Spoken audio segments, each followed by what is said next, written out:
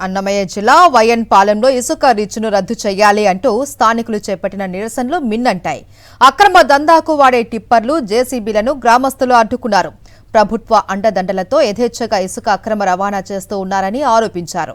వివిధ రాజకీయ పార్టీలు, ప్రజా సంఘాలు రోడ్డుపై బైఠాయించి కూటమిపై సొంత పార్టీ నాయకులే విరుచుకుపడ్డారు. కూటమి భాగస్వామి అయిన జన సైనికులు సైతం ఈ ఉద్యమంలో భాగస్వాములయ్యారు. సిపిఐ ప్రజా సంఘాలు తహసీల్దార్ కార్యాలయం ఎదుట ధర్నా నిర్వహించి తహసీల్దార్కు వినతిపత్రం సమర్పించారు.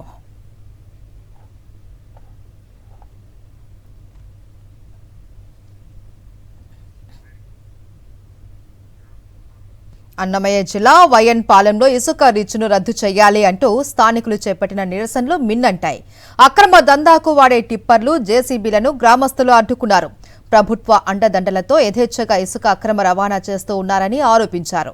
వివిధ రాజకీయ పార్టీలు, ప్రజా సంఘాలు రోడ్డుపై బైఠాయించి కూటమిపై సొంత పార్టీ నాయకులే విరుచుకుపడ్డారు. కూటమి భాగస్వామి అయిన జన సైనికులు సైతం ఈ ఉద్యమంలో భాగస్వాములయ్యారు. సిపిఐ ప్రజా సంఘాలు తహసీల్దార్ కార్యాలయం ఎదుట ధర్నా నిర్వహించి తహసీల్దార్కు వినతిపత్రం సమర్పించారు.